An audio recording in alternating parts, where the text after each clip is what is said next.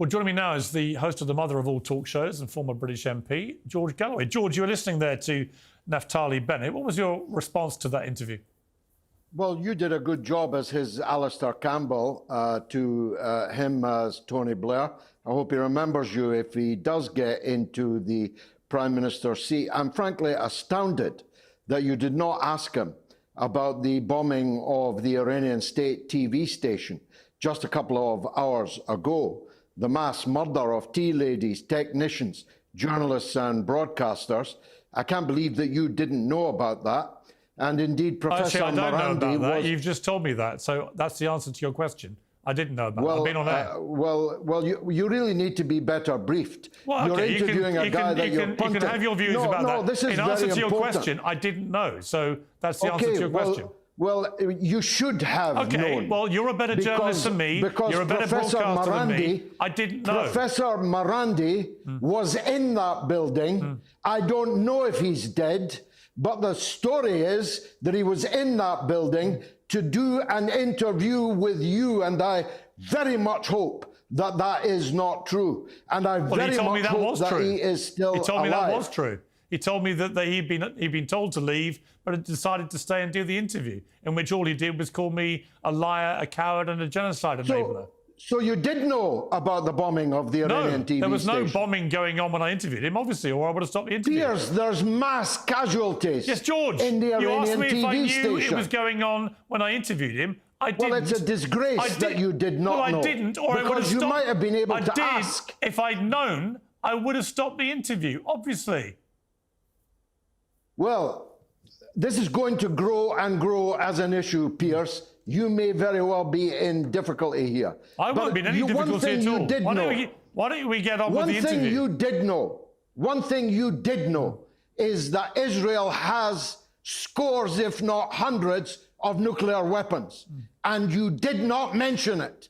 Why is Israel allowed illegally to hold scores, if not hundreds, of nuclear weapons in defiance of the law, uninspected by any agency in Dimona? And reports today from Dimona are that they are currently modernizing their nuclear fleet. Don't you think that would have put in a better perspective this issue of nuclear weapons? The reason I know you know it is because the brave Jewish whistleblower Mordechai Vanunu, who blew the whistle on Israel's nuclear weapons, came first to the Daily Mirror and was betrayed by your enemy and mine, Robert Maxwell, to the Mossad, and then spent 22 years in prison in solitary confinement, and turned up in the courtroom with his jaws wired together like Hannibal Lecter, so he couldn't tell the courtroom what he'd told the Daily Mirror. Finally, the story appeared in Andrew Neil's Sunday Times, but only after Maxwell had betrayed him to the Mossad. So this issue of nuclear weapons, according to Tulsi Gabbard, Iran is not seeking to build a nuclear weapon. Why would you believe them? February. Why would you believe them? Well, I believe Tulsi Gabbard. Why do you believe Iran? No, I'm believing Tulsi Gabbard. Given that the atomic agency... I'll come on to Iran. Given that the atomic agency... Why do you want to dodge Tulsi Gabbard? You've talked and talked and talked. Let me get a question in. The atomic agency, as you know, brought out a report in the last few days. It made it clear that Iran had lied, obfuscated, denied access, not allowed enough inspections, and that it now got uranium enriched to 60%, which is a massive stage forward from where they were at 3% a few years ago to now 60%. And the move from that to being able to create a nuclear weapon is actually much closer and therefore more potentially imminent as a threat. And I'm just curious why you would trust Iran as far as you could throw it, the regime, not the people, the regime, when they are clearly accelerating their nuclear program, clearly accelerating their enrichment program. Piers, why would you not be concerned about that? Piers, I trust Tulsi Gabbard, Donald Trump's director of national intelligence. You do? Don't you? Well, Don't you? do? I'm surprised you do. I'm very much hoping she'll be the next president, Piers. But I trust her. Don't you? I don't know. I've interviewed her once in my life. I don't know whether to trust everything she says or not. Well, you know that Donald Trump appointed her the director of national intelligence. Why would you doubt her? Look, Isn't Trump your friend? I'm not doubting her or trusting her or untrusting her. Does he appoint liars? I'm asking you why you. I'm asking you why you trust the Iranian regime when they say they're not wanting to build a nuclear bomb. Well, you're actually asking the wrong person for this reason. If I was running Iran, I would long ago have had a nuclear weapon because Israel has scores or hundreds of them. And as you've just heard, is determined to bring about regime change in Iran. So you won't get me to clutch my pearls about Iran having nuclear weapons. Why wouldn't you want regime change in Iran out of interest, given what a draconian, repressive, despicable regime it is? I have this old-fashioned view. You once had it also in relation to the country next door, Iraq, that the leadership in any country is the business of the people in that country. But if you've got a nuclear-armed superpower trying to change your regime, frankly, you're an idiot if you don't arm yourself to the maximum that you are capable of. So you want to see Iran arming itself with nuclear weapons? Well, Israel's got hundreds. No, I'm asking you about Iran. You've just been talking about the slaughter of the innocent. I'm asking you about Iran. In Gaza. Well, would you, George Galloway, it sounds to me like you, George Galloway, unlike the rest of the world, would like to see Iran arming itself with nuclear weapons, to which I say you've lost your marbles. Piers, there you go again. Unlike the rest of the world. Yeah. Do you really think that you speak for the rest of the world? I mean, not China or Russia or North Korea. So let's take those four countries out of it, or Pakistan. Listen, right? But Iran actually, yes, most of the world has a real problem with the concept of Iran being a nuclear power, apart from you, who thinks they should have loads of nukes. No, it's not just for me. Iran is presently the hero of the vast majority of people in the world. Oh, rubbish. And it's absolute the fact rubbish. That you can't see that. What a load of absolute nonsense. Take your eyes off the posterior of the tiny part of the world, which is the Western world. You think that Africa currently is with most Iran. of the world, you think the rest of the world America is with Iran. You think the rest of the world China is with Iran. Yeah. Russia is with Iran. Russia, China. All the Arabs are with Iran. Russia, China, Take your nose out of the ass North Korea. Of the tiny number of people that you think are the world. They're not the world. The world is 8 billion people. Right. You're speaking for the little clique that leads a tiny fraction of fewer than 1 billion of the people of the world. So just to be clear, you cannot see beyond the end of your nose. As I suggested then, you want to put up as a defence for Iran that they're supported by China, Russia, did you mention North Korea? That's a lot of people, isn't it? Oh, yeah. But are they the kind of people, in terms of their own regimes, that we should be taking as good supporters of these benevolent people in Tehran? You're living under Keir Starmer's regime, for God's sake. You're going to blame the British for Keir Starmer?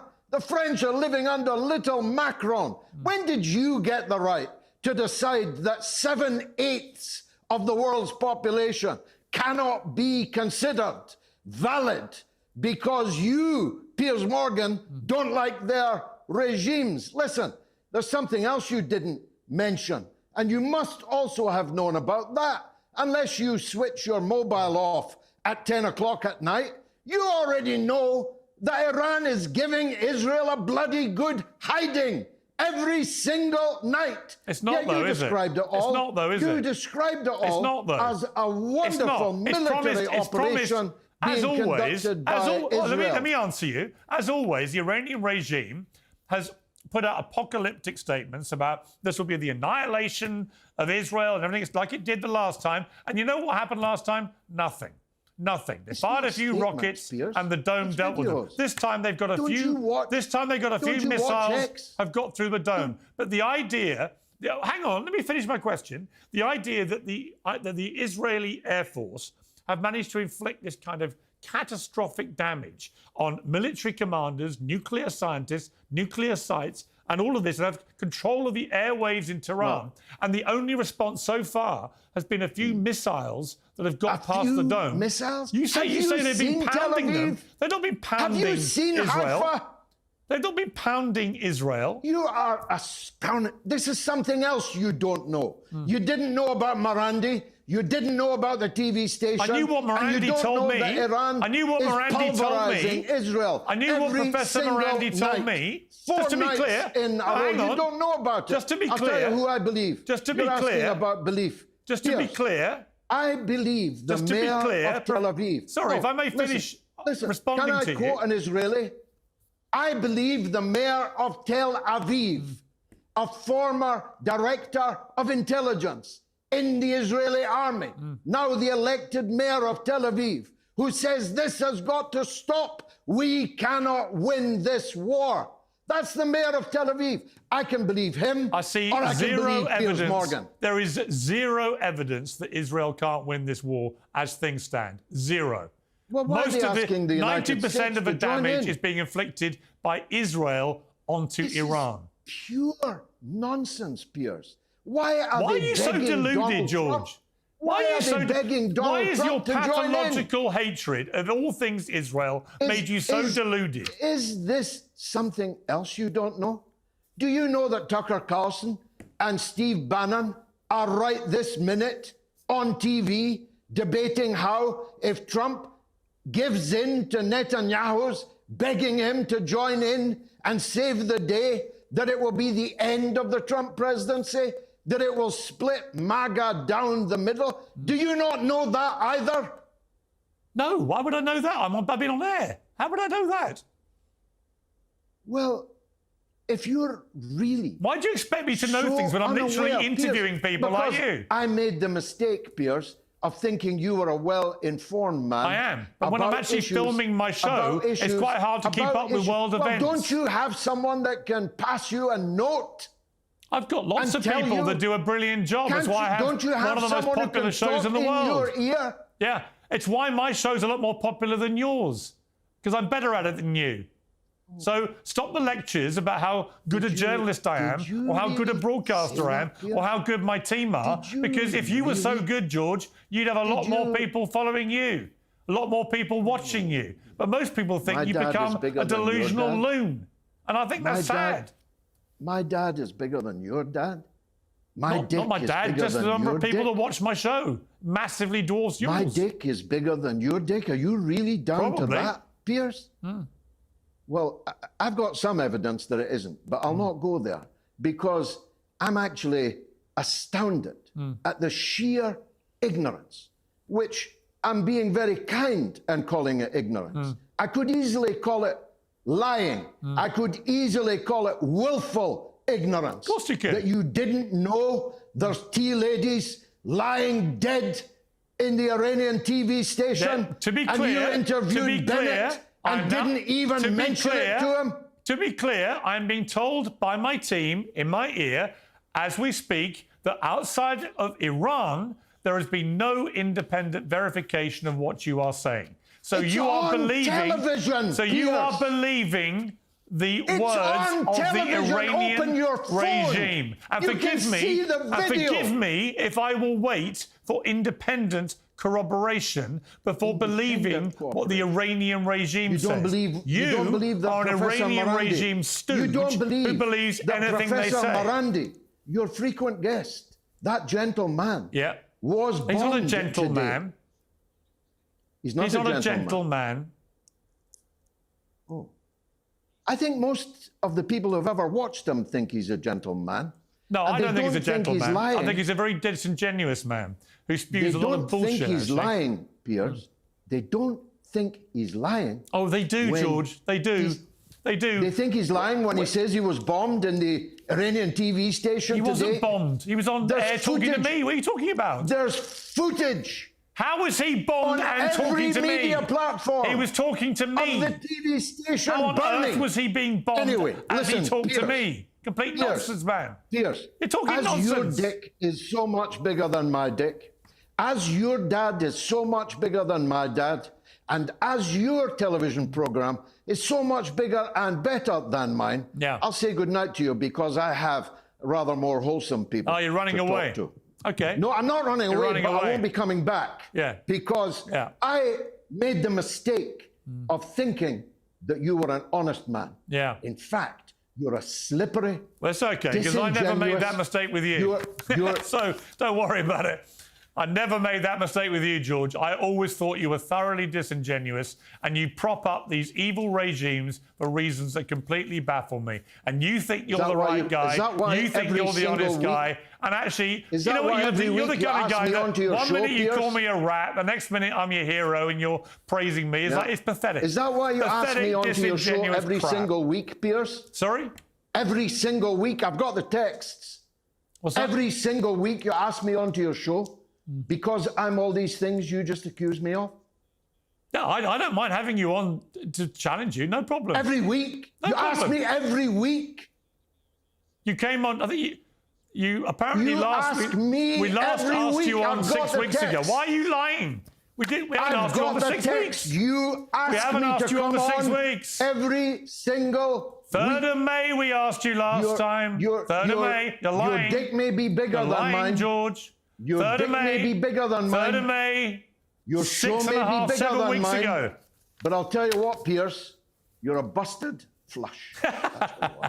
You know what, George? We're about to pass 4 million subscribers on Piers Morgan Uncensored, and you're walking off because you can't handle the heat.